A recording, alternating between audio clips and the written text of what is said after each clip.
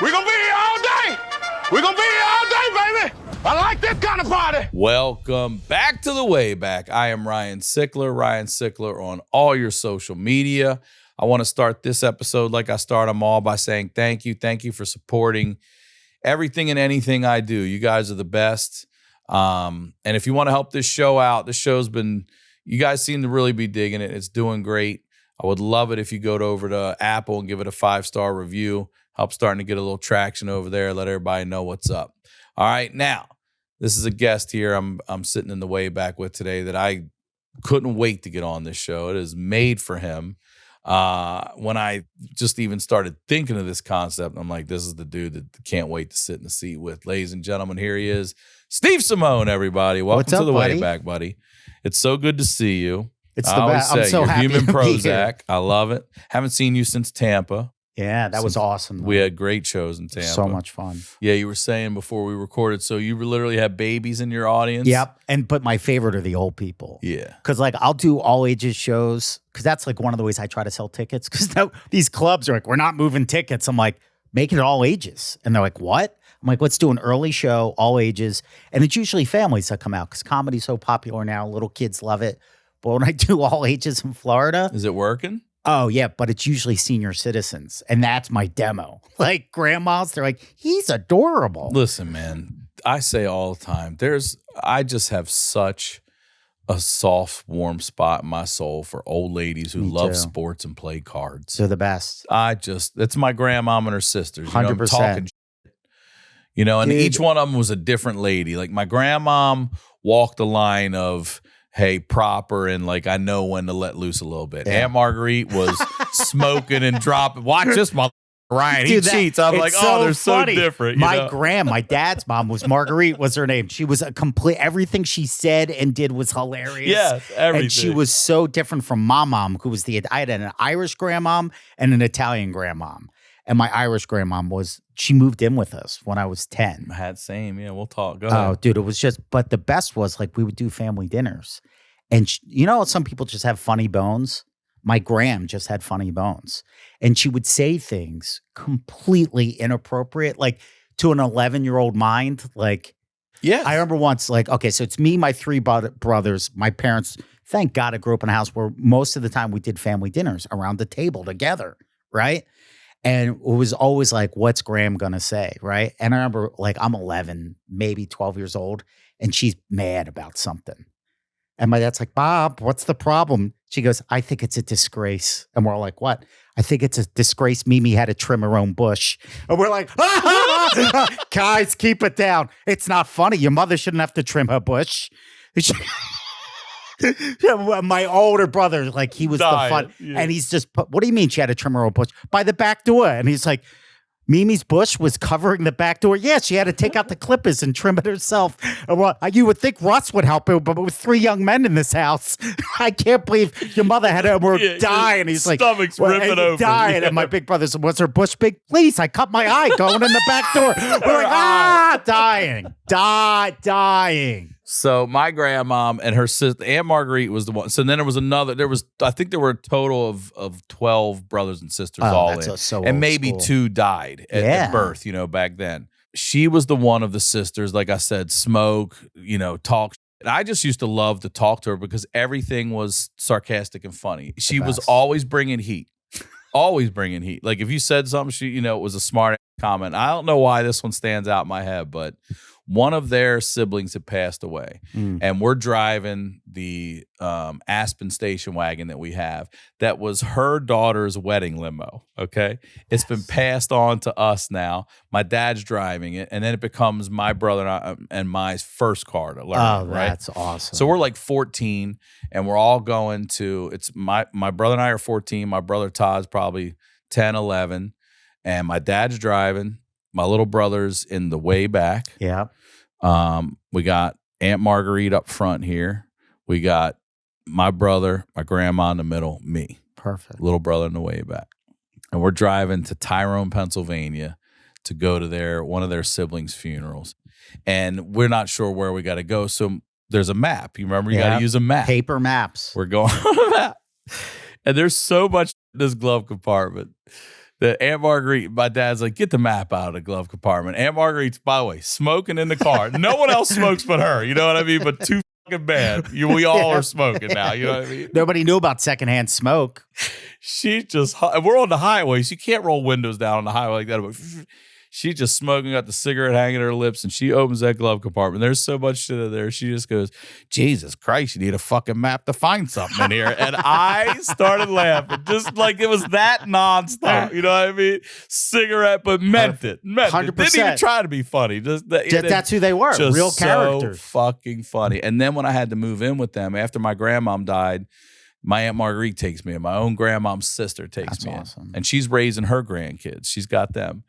And I got so close with her. I learned to play pinochle again. Awesome. And we would play pinochle every night, just nickel and dime pinochle. Yep. And she'd sit there and smoke, and she would tell me, watch this motherfucker, Ryan. I bet she's got a card under his leg now. And he would. He would. She knew how everybody cheated. She's like, Timmy's a cheater, Ryan. This son of a bitch is a cheater. Yeah. I totally forgot pinochle even existed. Yeah. And I remember my grandfather smoking a cigar, just shuffling the cards. Yeah. You ready? In? Yeah. So there's three brothers, right? You're the middle brother. Yep. And you grew up sharing a room all the time. Oh, here we go. Here are the Simeone boys. How did you guys find that? I do some research. Whenever I see that picture, I think of that calypso drum sound, the steel drums for Jay-Z, because I'm a PIMP. Yeah. My grandmom used to come over, and my brother and I, we would push our twin beds together. Oh, and she would lay in the middle with us. The best. And we would never sleep. We would be like, Grandma, tell us stories. And my grandma, I didn't realize back then what my grandmother was doing was improv. She's just making up stories to make us laugh. That's where you probably get it from. And she's just, making up whatever story she can and just making us die hard laughing. And my mom would yell, be quiet up there. And we're like, fuck that, man. It's grandma's here, And then as we got older, we used to, when we were able to drive, we'd go to her place or we'd be dropped off for the summer. And she had a bed. She'd lay in the middle and my brothers would lay on either side of her. And then I would take the foot of the bed like the dog. That's my spot. And we used to sit there and ask her questions and she would tell us stories and we would laugh till our fucking stomach ripped open. And I'll never forget, she lived on 1111 Elm Road. Wow. Right off of 95. And I used to love the hot summer night, just hearing those trucks roll down the interstate, man. I love that shit. Yeah, just the But that's where I really do believe I get it. Like she was just telling us, it was nonstop funny. Yep. Even when shit was terrible and sad, they were just still, at their core, they were funny people. Because I think they needed to be. Because we don't realize how privileged we are for the lives we have. But I remember my grandmother, she was like, you don't know what the Depression was like. They lived through that. They lived through World War II. They built this country. And they worked hard. And they laughed. And I'm a big believer in this. I think it's my grandmother's prayers that have sustained me through life. Like, I really do believe that. I think grandmothers are they're the best people. Dude. They're just better. You'll love this because this hits the Comedy Store home. Mm-hmm.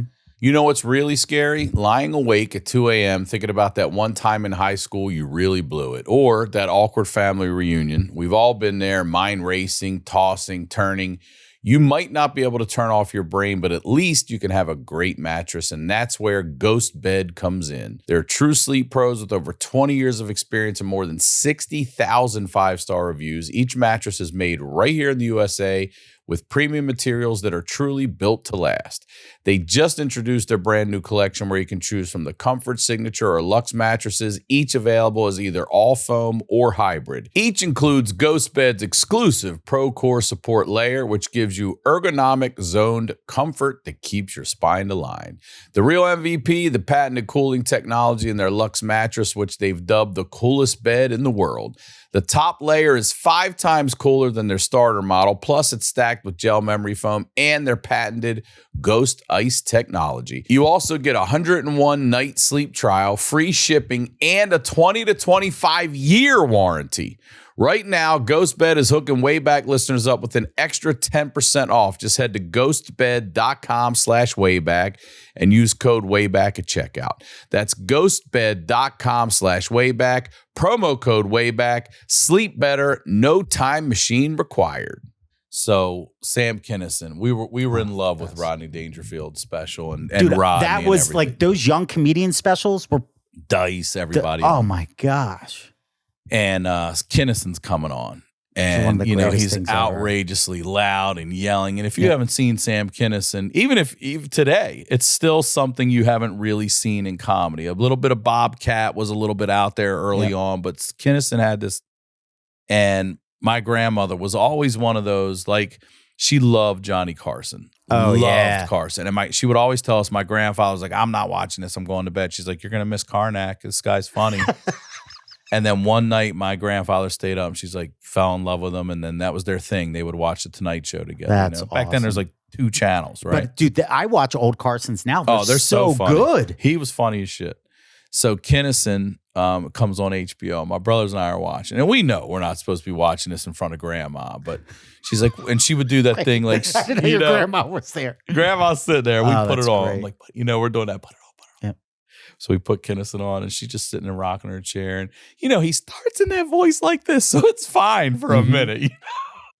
And then he starts doing with the yelling, and she's just sitting there because he's not yelling crazy cusses and stuff yet. Marlboro. Yeah, he's just sand. This is sand. I still think one of the greatest bits of all time. It's sand. You know what? It's going to be sand. So she's just like, who is this guy? She's saying to us, right? She's like, just turn this, she's saying. And we're like, no, Grandma, we like this. And you could tell she doesn't really, you know what I mean? Like, just turn. And then he starts doing the bit where his girlfriend's telling him to fuck her harder. And he's talking about driving. He's back in the car. And he's like, harder. You want harder. We look over my grandma. My grandmother's pissing herself. She is pissing herself.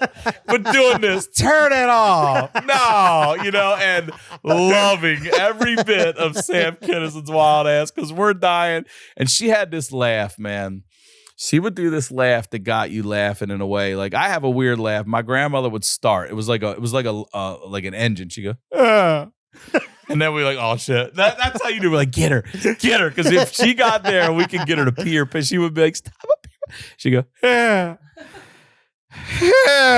then just like and lose it. Like, we would try to put our knee on her neck and make her, what I mean? Like, you want to keep going for that? I remember my mom. She'd start to shake. She'd try to hold in the laugh, like she was embarrassed. And then she'd go, and she had those big Hulk Hogan blubbery arms with like a DAP cloth rolled up like Biggie Smalls because she was always cooking. With a vaccination scar right here. Because they had to get those back then. Who knows what's in this? Ka-clunk. So fucking funny. We would try to kill her if she started laughing. Dude, I tried to kill my dad still talks about it. He tried to kill me. Yeah. It's not because like it was always laughs at the dinner table, always laughs. Mm-hmm. And then because my big brother was the funniest. And then I would just take what he did and add more energy to it. And I remember once my dad got up from the table and he's choking, laughing. And I'm following him. He goes outside, right? So I open the door to keep the laughs going. And then he bolt, like holding the door closed so I don't come out. So that I came out the side door and I came up behind it. I'm still doing, I'm gonna die. Like on the front lawn. That was the best when you got somebody when you weren't supposed to. Like if you looked over your brother in like church or something, the best big eye, and then the tight shoulders. Once I saw your shoulders going, I was That's like, it. "You're done, bro. You're done." I'm bringing it's like UFC. You're tagging them. You're like, "Oh no!" I'm bringing everything I got. Right? Yeah. This is my grandma's house. This is unfortunately the house we had to move in after all the bullshit. But that 1111 right there. I've seen that. You've seen that in my home. House, yeah. Because that's actually the newer one. I don't know if you can zoom in super close, but you'll see the old mark from the one. Yeah, you can. Yeah, it is right there. See it below? Yep. So one night I went home years ago, and this was my grandmom's home. This was it. We lived here, and then that was my father's room, upper right, the 2 windows, and then my twin brother Derek stayed in there. This was my room over here to the left. This room was so small. I had a chest of drawers, Yep. and a twin bed, and I'd have to turn sideways just to get in between the two. This is where I lived. I told you I didn't have a twin bed until I had a twin bed until I was like 22. When I moved back here after college for a second, I lived in the basement, and my Aunt Patty was like, "You have a twin bed?" I'm like, "Yeah." And I was telling you, she bought me a full size, not a queen. She surprised me. I'm like, if you'd have just told me, I'd have kicked $100 and got the queen. We could have enjoyed ourselves. And Patty, this was so close to being a gift. But this was the house here. And so one night I go back and I get wasted, and I have a buddy of mine driving a Jeep, and he's got one of those old school military shovels in the back. Remember that thing from the surplus store? It had a pickaxe on it. Yeah, it was a weapon. Yeah, he's got one in the back. And I said, let me get that fucking pick out of there. Take the sign off. Dude, Steve, I went up. There was people living there at the time. It's like 2:30 in the morning. I'm Spider-Man. Bro, I'm Spider-Man on the wall. Like, that thing was in there from like World War II rebar. You know what I mean? From the 40s. How'd you get it out? I took that pickaxe, and I'm telling you, if you could have seen a picture of me, I was suspended off the ground. I had my feet on the brick with the pickaxe like this, like Spider-Man. I was going, the power. And I could feel it start to get loose. And I was like, yeah, come on. Pop that bitch off and ran. To this day, you'll see it when you come over. I got it up in my place. It's one of my daughter's favorite things. That's like our little, all the teams touch something. Yeah. That's our little touch it for good luck. You can see it on Lefty's son even. Yeah. You know what you should do? You should go back and buy that house. Like, my dream has always been to be able to buy the house that I grew up in and turn it into a studio like this. Because I know if I was in those walls, the stories would come back to me. Oh, yeah, man. Yeah, that was a little Arbutus spot. You can still see there's still love in that house. Like, whenever I see a house and there's kids' toys and stuff piled up in front, like, that's how you know there's love in there. All right, so you guys, you're the middle child. Your brother is, you said, not even a full year older than you? So my older brother's 3 years older, but my younger brother, Mark, we're Irish twins. Mm-hmm. We're 51 weeks apart. 51 weeks exactly. So we celebrate Brother Week every year where we're the same age for a week. And honestly, I know this sounds crazy, but my first memory is being a baby and them lowering my infant little brother into the crib next to me. And I remember just thinking, here comes my buddy. Like, look at that kid. That kid looks scared to death of that little baby being loaded. Here comes my buddy. Chubsy Ubsy. What kind of games? Like, I've talked about this before on because I share a bedroom with a brother we're the same age. Yeah. So puberty's this, you know what I mean? Yeah. Like, everything's within the same sort of span of everything. Yep. Probably for you guys as well, within a year, but we're 100%. Within months probably. And he used to do shit like, brothers are disgusting. I've told this story, but I would be laying there at night and I'd be falling asleep and I would just feel like, stuff hit me. And I'm like, what the fuck is that? And I'm like, what are you doing? And I hear him dying laughing. I'm like, what are you doing? And he's like, I'm rolling my boogies up. And he's nailing me with them until I'm like, the accuracy of a brother. In the dark, bro. Dark. Pelting me. I'm feeling it. And that's why he's laughing, because he's starting to see a reaction. Like, he's like, I'm hitting him.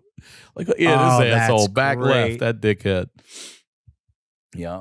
Look, I got grass stains on my pants and that's our family that was photo. Good. That's our family good living. Dude, I totally forgot. Always grass stains, holes in the knees. Yeah, dude. My favorite game we would do at night, this is when we were young too, was called Todd. That was my younger brother, Todd, laying there in that picture on the bottom. And he had his own room. He's just about 4 years younger than us. And we would lay there and we would just go, it'd be like 11 o'clock at night. We'd be like, Todd. And he'd be like, what? And then we would say nothing. And then we go, Todd. He'd go, what? And then we're dying. Like, we're not saying anything. And we just keep acting like we can't hear him. We're going, Todd. And then he'd emphatically go, what? And then we're like, Todd. He'd go, what? Eventually. And my mother would be like, you guys better get to sleep up there. And then he'd be like, they're saying my name. It's the favorite. I'd still laugh so hard. They're saying my name. You could just ignore it, but right? We have that little kid brain. And that's when it turned on to us. Like, he's too young to understand that he could just ignore us. Yep. So as soon as it settles, Todd. He's like, it would be rude not to respond. Yeah. And he's like, what? And then my brother and I are you right now. We are dying in our beds. He can't hear us. We're like, oh God, you do the next one. And then he would do it. He'd be like, Todd. He'd be like, what? And then do the teeth grist with what? Like that. My mother would be, damn it, I'm going to come up there. Mom, they're saying my name. She would come up, flip the lights on both of us. Like, The best. she's like, I know you're calling his name. They're saying my name. And she's like, ignore. That's when she's like, ignore him. But he can't. And she'd go downstairs and he'd be like, Todd. He'd be like, what? Like right away, dude. For the love. That shit driving him nuts. I remember the thing that I loved most when me and Marky shared a bedroom together. The only thing we could do not get in trouble would be whisper talk back and forth. Mm-hmm. Because I remember, here's the door to the room. Here's my twin bed.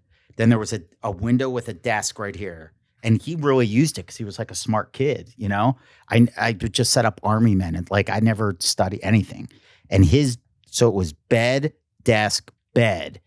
And like, you know, you're playing games. You're 5, 6, 7 years old and you're doing like the floor's lava and jumping from bed to bed, just trying not to touch it. My dad would just pound on, like, knock it off in there. So after he'd keep on coming into the room, like, I'll crack your, we're like, all right. So the only thing we could do not get in trouble is whisper talk back and forth. And the funniest thing, like I think back to it now, is that my little brother loved the conversation so much that he would never be like, good night. I'll talk to you tomorrow. He'd keep on talking until he fell asleep. So like saying the weird stuff. The joke I have is that he sounded like a cowboy that got shot at the end of a movie because he'd be like, that's awesome. Like he's trying so hard to stay awake. Like, that's awesome. Like, I remember when my first concert ever was my dad took me to go see Van Halen. And we don't get home till like 11. We left early. One. My dad took I never stayed for a full concert, sporting event, nothing. Oh, no? He would always want to beat the traffic. Like when we were really little, I remember he took us to a baseball game. He's like, buddies, if we leave now, we might be able to watch ourselves on TV. Like there's no shot. Right. We're like, really? Let's get in the car. We can get Burger King on the way home. We're like, Panama. But I remember coming home from the Van Halen concert, my little brother's trying so hard to stay awake. And he's like, don't wake up your brother. And I get into the room and he's just like, was it awesome? I go, yeah. And he's like, did you get me anything?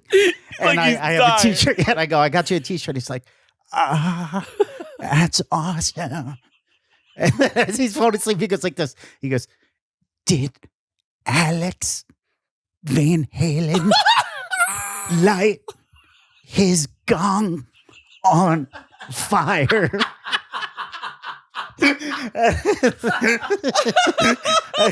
the only thing you knew was from Rock and Roll Man. And there's Alex Van Halen. And I go, no, he didn't light it on fire. And he was like, I bet it was still awesome. Like that. So we had those conversations every night. But what he would do, because he was really a smart kid, and I remember he would stretch himself out in the bed, like to try to, like this. And I'm like, what are you doing? He's like, I'm going to be tall. And he would fall asleep doing affirmations going, I'm going to be tall. He would say, I'm going to be tall. Dude, Dude, you out loud. No lie. The last time we were the same height, I was maybe 9 years old. Because we were able to brush our teeth in the same mirror because he kept on just getting taller than me. It worked. I should have. He was all ahead of like Tony. He was like a 9-year-old Tony Robbins. He's got affirmations on his mirror. Conceive it, believe it, have achieve so many it. Memories, dude. We were such big wrestling fans. The greatest. Course. And my brother and I have our side-by-side beds. And one night we're doing we're just British bulldogging. It's the greatest. I've got him in a headlock. I'm like, all right, we're going to start on my bed. And then we're going to jump over to your bed. In the air, we're going to clear the gap. And then I'll DDT you. Let's do it. I mean, I'll bulldog you on that one over there. And he's like, let's do it. And, my mom was an aggressive lady. Yep. We jump across the beds and we make it. But when my knee hits the bed, it just, for whatever reason, the cushion of it just made my knee like propel forward a little bit. Bro, right through the wall. And we were both like, like, we're going to jail. We're going to jail. That panic. Yeah. Yep. We're both like, what do we do? Yep. Now we're on the same team. And I'm just like, he's like, you got to tell her. I'm like, I'm not. Yeah, it was mine. So I knew it was my knee. So we were told we didn't know how to fix it, but we were told you had to cut the thing out. So we cut the thing in a square. We're like 6th grade, That's or probably amazing. 7th grade. We cut the thing out in a nice square. And then we never did shit. It was Perfect square. Dude, it was right next to my brother's bed right here. And in February, that wind would come hustling through that thing. He'd be Ebenezer, freezing it's like a ghost going through. Freezing. I also remember you telling me about affirmations. So again, we're going through puberty within the same sort of time. And one night, my brother's laying next to me. It's pitch black dark, and we had been quiet for a minute. Wasn't even sure he was still awake. I'm just about out. Mm-hmm. And I hear him go, "Oh, cool. I have anal hairs." Ugh. I started laughing so hard. First of all, by the way, I didn't even know we were supposed to get anal hairs. I didn't even know I was supposed to check. Number 2, he's over there playing with his asshole. What are now you he's doing? got anal hairs, dude. I was like, what? Went to school the next day and told Everett. To this day, like my middle school buddies that still know him are like, cool, I got anal hairs. They still say it. So like digging in your asshole over there next to me. Isn't it funny how like people remember stuff? Like I remember my little brother when he got his first BB gun, he stole one of my mom's tomatoes and he's showing all the kids in the neighborhood. He was like Homer Simpson when he got a pistol. He's like, look at my gun. You will respect me, right? So, and he goes, oh, you don't think so? And he pulls out a tomato and he goes, I will turn this tomato into tomato sauce. And then everybody just called him Sauce from that point on. Sauce. That's not a bad name, It's a though. great name. But the funniest thing about the wrestling is I remember this vividly. And you know, with stand-up, you kind of combine stories to give it. Of course. But they would show live pro wrestling from the Philadelphia Spectrum. It's the greatest memories, like between live pro wrestling, comedy specials. My family, we're always in front of the TV having laughs. We were either eating or watching TV having laughs. You know, like we weren't like an outdoorsy family sport. No, we would just, let's eat and laugh, right? So I remember my little brother, he would always fall asleep before me. And that was I hated being awake by myself. I don't know if anybody can relate to that, but I'd be like, Mark, and then I'd hear, and I'm like, you fell asleep again? Like he would try to stay awake, but he just couldn't do it. And so we watch pro wrestling. We are geeked up. We're out of our minds. Like past our bedtime. My dad gave us Mountain Dew. We were asleep. He woke us up, right? Now he's like, now get to bed. And I'm like, I was asleep, but you woke me up, bro. So we are acting out the pro wrestling in our room. And my dad comes in, he shuts it down. And then he hey man, don't make me come in here again. And he turns out the light and he goes, I don't want to hear a sound. And I remember my little brother was so scared. He really went like this. He went, but Dad, we love you. Like that. True. And my dad goes, we'll love each other tomorrow when it's awake time. Go to bed. So he leaves, bro, not even 20 seconds, maybe 30 seconds. I hear my little brother go, Steve, are you still awake? And I'm like, yeah, of course. Like no concept of time. I'm like, yeah. He goes, turn on the light. I'm like, no way, dude. He goes, turn on the light. I'm like, no, Dad'll get mad. He goes, come on, I have the best idea ever. I go, what is it? He goes, I can't tell you. I need to show you. I go, is it good? No. It's the best idea ever. Turn on the light. And I remember turning on the light. And after you'd been in the dark for like 2 minutes, your eyes have to readjust to the light. And my little brother's stripping into his tighty whities because that was wrestling. And he goes, Steve, you know how normally I dive from my bed straight into your bed? Because it's a little room. It would be like from here to there. Yeah, That's, right. you know? So he would dive from his bed into my bed. But he goes, instead of diving straight into your bed, what if I go from my bed onto that desk, then into your bed? I'm like, why? That's what he's doing over there. While He's always the angles. He goes, Steve, it's half the distance, the same amount of force, half the distance. I'll fly higher. Plus, that's a hard surface. I'm like, that's a great idea. And I remember he's jumping on his bed and you hear my dad going, knock it off, like that, because it's going, because he's trying to get momentum to make the jump. And you hear my dad go, knock it off.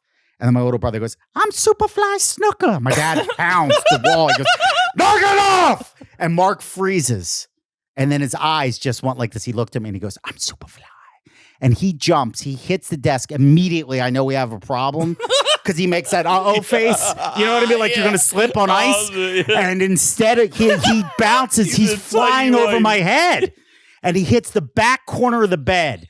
The whole bed comes up. I remember it was a box spring is like boom, boom, boom, boom, boom. The whole bed goes boom, boom, boom, boom. We roll off the bed. The air's knocked out of him, but he's laughing, like frozen laughing, like, ah. And I'm like, that was awesome. He goes, let's do it again. Then you hear my dad's door swing open. He goes, I'm cracking heads. And my little brother starts to panic, like, what do we do? What do we do? I go, get in your bed, act asleep. And I turn out the light. No lie. I'm like, I remember my whole bed's going up and down because I'm chubby. I'm trying to breathe. My dad's like, what's going on in here? And I remember just being like, use your ninja breathing techniques. Lower your heart rate. I'm not moving. I am not, like, because I'm out of breath, I'm moving, but I'm trying not to move my body. And I'm inching the blanket slowly to cover my eyes, right? And I'm like this. Dude, my little brother was so young. He didn't know how real people slept because he always fell asleep before me. So he's stiff in his bed. He'd only seen the Three Stooges in cartoons. So he's stiff in his bed like this. Doing that snoring. When he hit the beep, beep, beep, beep. No, because he thought that's what people did when they slept. So my dad starts laughing. My dad's like, what's going on in here? Good. And then he gets scared. So he starts doing it faster. Like nerves are making him go, and I can't keep it in. And I throw off the blanket. I'm like, where? My dad's dying laughing. He's like, you kids are crazy. That's the best. It was so much fun. My mom used to, like, she would hate it if we heard noise at all. Mm-hmm. And, you know, from our bed in this one particular house, you could see straight into the kitchen. And she'd be in there doing whatever. Shut up in there. Shut up. And we'd be talking and laughing. Shut up or I'm going to beat your ass. I'm going to beat your... Not nice. Yeah. Like, would come in and beat our ass. And so we would just get up and we would just shut our door. And she would like, leave the door open. I'm like, why? We're trying to sleep. You know, so we would keep shutting the door. And she came to the door and she said, I swear to God, you get out of this bed one more time, Ryan, I'm going to beat your ass. And I was like, okay. So now my thought is, I got to get that door open, but I can't get out of bed. Remember Fat Laces? Oh, yeah. So at this point, Fat Laces have phased out. Yeah. I got a closet full of those things. So we had tons of these in our chucks and all that stuff. You know, you crisscross 2 or 3 different kinds and had a whole closet. Our room's small. My closet's right there. So I get out of the bed and I go into the closet and I just lay in bed. My brother's like, what are you doing? I was like, you'll see. And I'm just tying all my Fat Laces together. Okay. And then I climb to the edge of my bed and the door's right there. And I just tie the Fat Laces to one end and I lay it out in bed and I pull it up. My mother's like, God damn it. But now she's coming to the door. She goes, I'm telling you one more time, I'm going to beat your ass. And she's like, I told you not to get out of bed. I was like, I didn't get out of bed. So she pulls it, but she's not latching it. Every time she's pulling it till it's just because she wants to be able to still hear. So we lay there and then and my brother's dying. I'm just fishing. You know what I mean? I'm just pulling that door up. She's like, God, and she can see me still laying in bed. Can't figure out how it's happening, but won't come in the room. Like, doesn't come in. So I get away with it 3 times and we were just pissing ourselves. And then she finally slammed the door shut, dude. That kind of shit's the best. Dude, all right. So when I saw that picture of the Three Stooges, this is one of my favorite. Probably the hardest we laughed second hardest we laughed as a family. And I might tell you the first story, but it's in the vault because I don't want to. But this is a true story. So was those old houses, no central air conditioning. And back then, the summers in like Philly, Baltimore, that humidity, like in August, it's brutal. Brutal. You can't sleep through the night. It's we like would put a thermometer in our house. It would be well over 100 degrees. 100, absolutely. Well, especially upstairs because the heat would rise. That attic is hot. Yeah. So we had one of those window air conditioners in the living room. And I remember we're begging my parents to just let us sleep, leave the AC on and let us sleep in the living room. And we had one of those fold out couches that was a bed. And it's essentially like a comforter over 5 steel bars. There's no cushioning at all, right?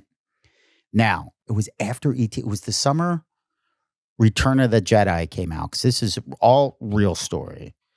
And we're at the family dinner table, and my older brother, like I said, is always keeping the laughs going, right? And he's doing impressions of everybody. And the thing about my dad was he would laugh, then he would get mad. Like we would say he had an invisible fuse. Like we would light the fuse and we didn't know he was getting mad because he's still laughing. He'd be like, all right, let's settle down and eat. Right. But we're not paying attention to that because we see you laughing. So my older brother's killing it. And I remember as he's killing it, he stands up, he goes, all right, who am I now? And he starts to do this with his shirt and he's going, phone, home. And I go, E.T.? He goes, no, I'm Mark trying to call mom when she's late to pick him up from soccer practice. Right. So, because my little brother was so skinny because everybody else was fat because he couldn't eat as fast. That's real. So everybody's laughing but my little brother. And my little brother's like, I don't know, 7. And he looks at Chris. He goes, oh, yeah? Well, at least I'm not a fat mother lover like you. But he drops the bad word. He said motherfucker? I'll say it. Right. How old is he when he says motherfucker? Maybe 7. Oh, my. That's not just fuck. That's motherfucker. Oh, bro. It was like the record skips. I'll bet, dude. Right? And then I'm like, uh-oh. My dad goes, what did you say? And he goes, I hate him. Well, you don't use language like that. And then my big brother's now like, here's his opportunity to get back. He goes, yeah, Mark, we don't use language like that. And my dad goes, Chris, where do you think he learns it from? My dad cursed all the time, all that, because he would just lose his mind. And my big brother's like, he learned it. No, he doesn't. He goes, you're the big brother. You have to set an example. You're the one with the foul mouth. I shouldn't let you watch Saturday Night Live. You're doing character assassinations. Character assassinations. You think it's humor. My big brother's like, you were laughing. He goes, I was not laughing. I was trying to tell you to stop. Now somebody's feelings got hurt. You got to. So now they're going back and forth. And my big brother, who's fat and mean, looks right at my dad. He goes, fine. Whatever, Jabba, just like that to my dad's face. Now me, my little brother freeze. And I remember thinking, I go, Chris is going to die, right? He goes, and my dad goes, what did you call me? He goes, Jabba. And my dad goes, oh yeah? What's Jabba mean? And my big brother's eyes light up because my dad doesn't know. He's calling him Jabba the Hutt. Yeah. He goes, Dad, I thought you know what Jabba meant. Why don't you tell me, tough guy? He goes, it's a word all the kids are using. It means cool. And my dad goes, what? He thought it was a genuine compliment. And he needed that in his life. You know what I mean? Like and he goes, do you really think I'm Jabba? And my big brother's and me, my little brother, trying not to laugh. Right? And he's going, oh, you're totally Jabba. He goes, I am? He was like, oh, you're so Jabba. You don't even know it. He goes, the way you eat is Jabba. The way you smell is Jabba. And he was like, oh, it's a new cologne. It's Brute, you know? So Brute. That whole summer, my dad thinks Jabba is a compliment. And dude, I remember this vividly. 2 times my dad used it. Yeah, like, and I see people in LA do that, like where I'll see somebody my age and they go, oh, he's got Riz. I'm like, dude, you're too old to use that word. Yeah, I see anybody in their 50s saying it's cap. I'm like, that's not for you. It's not for you. Not for you. It's not. That's not. But now my dad's trying to connect and he thinks he's cool because he's in with the lingo. And he saw us on our bikes. And I remember he's coming in from work and he just waves. He goes, you guys are looking Jabba. And my little brother's like, he said it. My big brother's like, I can't believe he said it, right? So then, even better. I remember we had old neighbors over here. We should like next to our driveway. And the old guy's name was Walter. And they got a new car. They had money. And I remember my dad was, Mr. Johnson pulls into his driveway. My dad, he gets out of the car and he's like, beautiful car. And he's like, oh, thanks. We just got it. My dad goes, it's totally Jabba. And we're in the back seat. Truth. We're in the back seat waiting for my dad to come into the car. We're like, he said it. He said it. My big brother's like, yeah, totally Jabba. Right. So then Mr. Johnson's like, what's Jabba mean? He goes, I don't know myself. It's a word all the kids are using. It means like keen or far out. That's the best. Right. So that whole summer, my dad thinks every time my big brother calls him Jabba, it's a compliment. And I remember on a family road trip, my dad bought himself a beach nut belt buckle. And the dude, it was the only time I've ever seen my dad spend money on himself, my whole childhood, truthfully. And it was just because he was like in the Burt Reynolds movies. And it was, you know what I mean? And he always wanted to be a cowboy because like in the 40s and 50s, cowboys were. So he has his cowboy belt buckle and he loved it. Like he would love it. Yeah, it was that one right there. It was the gold version of that. I remember beach nut. Yes, that was it. And my dad thought he was the man for having that. So it's a hot summer night. We beg my parents to sleep in the living room, right? And I remember my mom was like, I don't think this is a good idea. And I remember my little brother was like, please, Mom, you don't want us to die. And she was like, Marky, you're not going to die. He was like, it's so hot. Marky, you're going to be fine. He was like, oh, that's what you said about my hamster. And it was really... the truth was... The hamster died from the heat, bro. No, I think what happened was, well, we were gone with my grandmother. My gram, the one who was always saying crazy, inappropriate things. I think they were just sleeping or hibernating, but she thought they were dead and she vacuumed them up. Oh, yeah. Yeah, because whenever there was an incident in the house, it was like a jury in a court. Now, what happened, Mom? I don't know what happened. Mom, you're the only one in the house. Tell us what happened. What happened to my hamster? Right? So we sleep in the living room and we're all in that pull-out bed. The three of us lined up like the Three Stooges. And there was a TV in the living room. We're loving life. It's the summer. There's no school. And the three of us are lined up. And my big brother, for whatever reason, wants to start doing the steamroller game, right? Where he's just starting to pump his fist and he's like, steamroller. And he starts crushing me, my little brother. And my little brother's like, don't, it hurts. So now that Chris knows it hurts, he doesn't even steamroll me. He dives over me and he's just squishing Mark. So then Mark's he was actually doing Brazilian jiu-jitsu hip. He's shrimping out to get out, right? And then he's like, I hate you. So he starts but now it's physical. Now there's a confrontation. My dad comes downstairs, breaks it up, and it's hot. There's no air conditioning upstairs. He's mad where I'm 8. He's mad I don't have a job. It's like he's saying, hey, if you kids were working, you'd be sleeping. You'd be too tired. When I was your age, I was on a construction site. And we're like, dude, take it easy, right? Rosemary, this is your fault. You coddle these boys, right? Now so it's mom's fault. Yeah, 100%. So then it happens again. There is a full-on brawl. My dad comes downstairs, and I know it's bad because my mom's she lets out the panic scream, like, don't hurt them, right? So she follows him down there. My dad's got the beach nut belt buckle on. He's still got his jeans on. So he comes in. He separates my brothers, and I'm like, I'm scared. It's like real. And now it's like the enforcer shows up.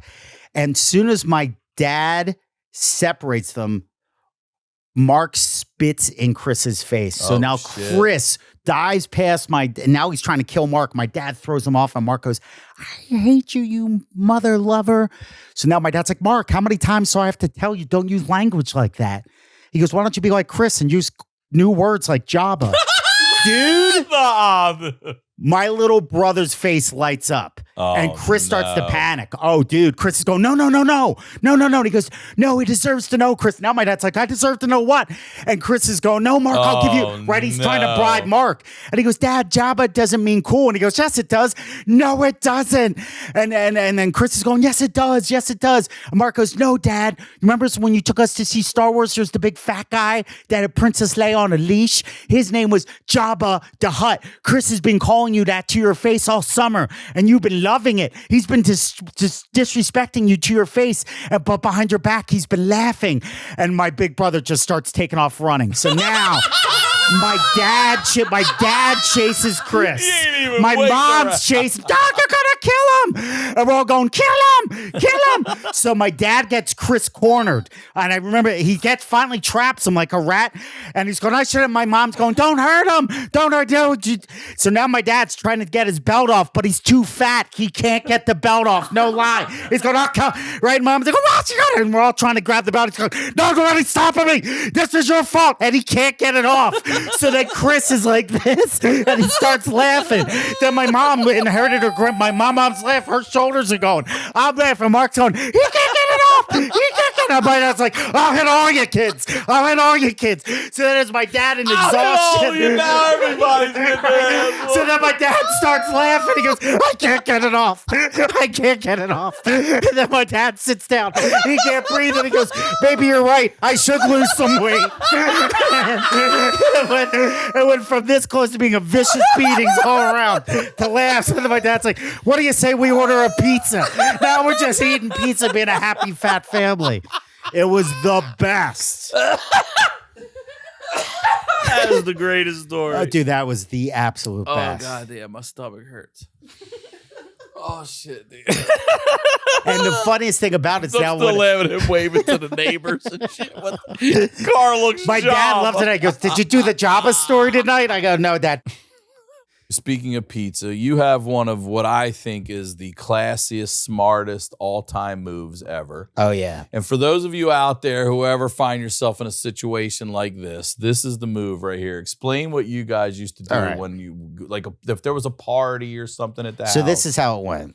My family takes food very seriously. Kirsten and I talk about it. Like, when it comes to foodie, it's you. You know, when I went to Philly, you're like, we're gonna have half a sandwich here. Yeah, you don't want to fill up. Here. We're gonna do. I never so good. Whenever I'm in Philly, like my dream, like I'm wearing my boy INL. I feel like Paulie and Rocky when he's wearing Shamrock meats. Yeah, I'm like INL's. He's an artist of food. I met him when we were there. Great, hilarious, cool dude. But he's got his oven's from 1910. Damn. Like you can just taste the joy of your ancestors with every bite.